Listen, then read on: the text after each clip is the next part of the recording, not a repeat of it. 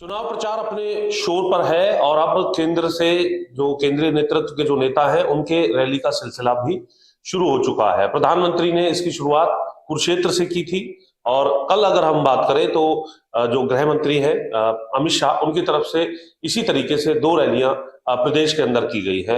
एक रैली अगर हम बात करें भिवानी डिस्ट्रिक्ट के अंदर थी और जेपी दलाल साहब हमारे साथ है, प्रत्याशी है लोहारू से भाजपा के। किस तरीके का आप रिस्पांस मान रहे हैं अब लोगों के अंदर इस रैली के बाद और कैसे देख रहे हैं आप इस चुनाव को? आप मैं तो सारी रैली जो लाइव हुई थी और लोहारू हल्के के 30-35-40 हजार किसान झूमते हुए 4 घंटे बैठे रहे और पलके बिछा करके इंतजार किया अमित शाह जी का और नारे लगा करके उनका स्वागत किया। मैं ये समझता हूँ कि ये भव्य शुरुआत हुई है भारतीय जनता पार्टी की तीसरी बार सरकार बनने की। किसानों के क्षेत्र से दक्षिण हरियाणा से शुरुआत हुई है। जी, आप कृषि मंत्री के तौर पर भी रहे, वित्त मंत्री के तौर पर रहे, बड़ी जिम्मेदारी होती है बड़ा महकमा होने के बाद। उम्मीदों पर खरा उतर पाए हैं लोगों के बीच में आप जा भी रहे हैं, रैली भी आप? मैं तो यहाँ उन किसानों का भाई बन के काम किया है, उनका दोस्त बन के काम किया है, मंत्री बन के काम नहीं किया और किसानों को बहुत फायदा मिला है। और खास करके मैं कहता हूँ कि हमारे क्षेत्र के किसान कभी भी हुड्डा साहब को वोट नहीं देंगे, क्योंकि उन्होंने अपने शासन काल में यहाँ 2-2, 4-4 रुपए के बीमा के चेक दिए थे। 800 रुपये में हमारा बाजार नहीं बिकता था, 2000 रुपये में सरसों नहीं बिकती थी। भिवानी जिले की जब सीम आती थी सड़क पे तो हमारा अपमान हो जाता था, इतनी एकदम से बगैर बोर्ड लगे पता चल जाता था कि सड़क को इतना पतला कर दो।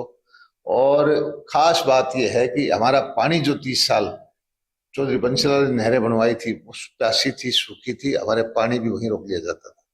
जी, आप किन मुद्दों पर आप जा रहे हैं सर, अगर हम आज लोगों के काम के तौर पर क्षेत्र में? मुद्दा यह है कि विकास का मुद्दा है और मैं समझता हूँ कि हमारे क्षेत्र के किसानों की आने वाली पीढ़ी की आशा जग चुकी है, उम्मीद जग चुकी है कि यहाँ का किसान भी वही सपने देख करके पूरे कर सकता है जो शहरी लोग करते हैं। हमारे बच्चे भी अच्छी जगह पढ़े, हमारे बच्चे भी अपने व्यापार करें, हमारे बच्चे भी नौकरी देने लायक बने नौकरी लेने की बजाय। और ये सारे प्रबंध मैं कर रहा हूँ और मेरा लक्ष्य है कि दक्षिण हरियाणा के अंदर मैं खजूर की खेती करा के किसानों को समृद्ध बनाऊं। संकल्प पत्र या कहें कि घोषणा पत्र आज कांग्रेस जारी कर रही है, आप कैसे देख रहे हैं कि घोषणा पत्र में बहुत से ऐसे मुद्दे हैं जिन्हें कांग्रेस ने अलग अलग सब कमेटी बना करके तैयार किया है? हालांकि जब पत्र आएगा उसके बाद भी हम आपकी प्रतिक्रिया लेंगे, लेकिन आप उससे पहले क्या कहना चाहेंगे? देश में पिछले 10-12 साल से जितने भी चुनाव हुए हैं, मैं समझता हूँ सब प्रदेशों में कांग्रेस झूठ बोलने में कोई कमी नहीं छोड़ती, सारी घोषणाएं कर चुकी है। उन्हीं में से छाट छूट करके एक नया पुलिंदा बना करके नई झूठ बोलेगी, लेकिन कांग्रेस के ऊपर लोगों को विश्वास नहीं है।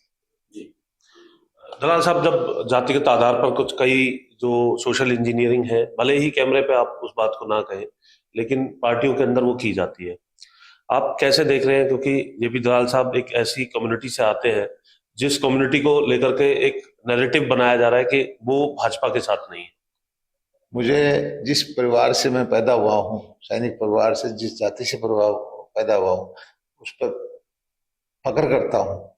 ये हमारी कौम जो है देश भगत है, हमारी कौम जो है मानवता का पेट भरती है और हम खुददारी रखते हैं और हमारी इलाके के अंदर भी हमारा जो है बहुमत है। और मुझे जो है पूरी अपनी कौम का, गरीब का, आम आदमी का, किसान का, सबका साथ मिल रहा है। पूरे तौर पर साथ जो है वो जेपी दलाल साहब कह रहे हैं कि उन्हें मिल रहा है, लेकिन कितना मिल रहा है, किस तरीके से मिल रहा है? रैली जलसों के माध्यम से तो एक बड़ी भीड़ देखने के लिए मिली है, उत्साह देखने के लिए मिला है, लेकिन 5 अक्टूबर को स्पष्ट तौर से ये पता चलेगा जब ईवीएम में लोग अपना मत का प्रयोग करते हुए ये तय करेंगे कि वो किसके साथ किस तादाद में खड़े हुए हैं और उसका नतीजा 8 अक्टूबर को आते हुए नजर आएगा। भिवानी से कैमरामैन सूर्या के साथ जितेंद्र चौधरी, खबरें अभी तक।